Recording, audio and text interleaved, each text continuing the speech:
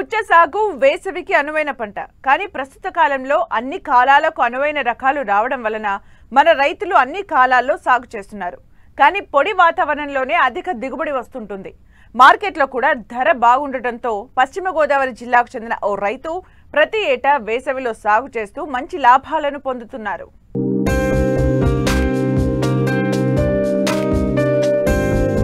వేసవి వచ్చిందంటే గుర్తుకొచ్చేది పుచ్చకాయ. వేసవి ఉష్ణతాపం నుండి ఉపశమనం పొందేందుకు ప్రతి ఒక్కరూ ఇష్టంగా తినే పండు పుచ్చ. గతంలో నదీ పరివాహక ప్రాంతాలకు ఎక్కువగా పరిమితమైన ఈ పంట సాగును కొంతమంది ఔత్సాహిక రైతులు అన్ని ప్రాంతాల్లోనూ సాగు చేస్తూ సత్ఫలితాలు సాధిస్తున్నారు. ఈ కోవలోకే వస్తారు పశ్చిమ గోదావరి జిల్లా టి నర్సాపురం మండలం వల్లంపట్ల గ్రామానికి చెందిన రైతు బెజవాడ రాంబాబు. ప్రతి ఏటా వేసవిలో దిగుబడి వచ్చే విధంగా పుచ్చను సాగు చేస్తున్నారు. మరో వారం రోజుల్లో పంట కోయనున్నారు. ప్రస్తుతం మార్కెట్లో మంచి ధర లభిస్తోంది. అయితే ప్రకృతి సహకరిస్తే మంచి లాభాలు వస్తాయంటున్నారు. ప్రతి వేసవకాలంలో 60 రోజుల నుంచి 70 రోజులమైన పంట అండి ఇది. విత్తనం కూడా కరెక్ట్గా నాణ్యమైన విత్తనం చూసి మనం ఎన్నుకుని పెట్టుకోవాలండి. ఈ సారకాయ అయితే ఈ రోజులు వెళ్ళదండి. బ్లాక్లే కరెక్ట్ విత్తనం అండి ఈరోజు వేసవకాలంలో.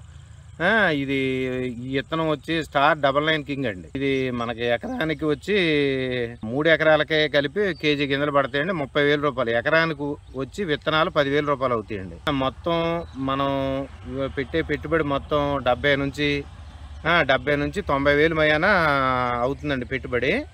ఇది 60 రోజుల నుంచి 75 రోజులు పంట సార్. ఇది కరెక్ట్గా మనకి ప్రకృతి ఈ రోజుల్లో వేసవకాలం ఎప్పుడు కూడా మే నెలలో బాగా ఎండలు బాగా వేస్తే మనకు ఒక బాగా డబ్బులు మిగులుతాయండి.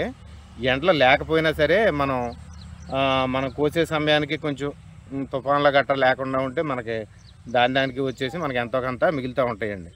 కాకపోతే ఈ సంవత్సరం ఈ అనుకోకుండా ఈ అకాల వర్షాలు రావటం వల్ల కొన్ని కాయలు కుళ్ళిపోవటం అనగా ఇలా జరుగుతూ ఉందండి. ఇప్పటికి 45 రోజులు అవుతుందండి దీన్ని మనం పెట్టి.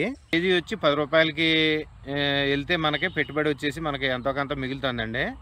కాకపోతే వర్షాలు ఏమన్నా మనకి ఇబ్బంది పెడితే గాన మనకి ఇంకా 5 రూపాయలు 6 రూపాయలు అలా ఉంటుందండి. ఈ వర్షాలు అనేది మనకి ఈ సంవత్సరం గత ఒక 10-15 సంవత్సరాల నుంచి నేను వ్యవసాయంలో ఉన్నా కానీ ఎప్పుడు కూడా ఇటువంటి వర్షాలు నేను చూడలేదండి. మే నెల 1వ తారీఖు నుంచి 8వ తారీఖు వరకు కూడా వర్షాలు కంటిన్యూ అయినాయండి. ఇది మనకి దిగుబడి వచ్చేసి 60 రోజుల నుంచి మనకి ఫ్రూట్ తయారయ్యాక 60 రోజులకు తయారైపోతుందండి. 60 రోజుల నుంచి 70 రోజులు మయాన్ని కోస్తే ఫ్రూట్ మనకి ఎగ్జాక్ట్లీ మనం ఎంత అనుకుంటే అంత వస్తుందండి. మనం పండించిన పంట కరెక్ట్గా దిగుబడి వస్తుందండి.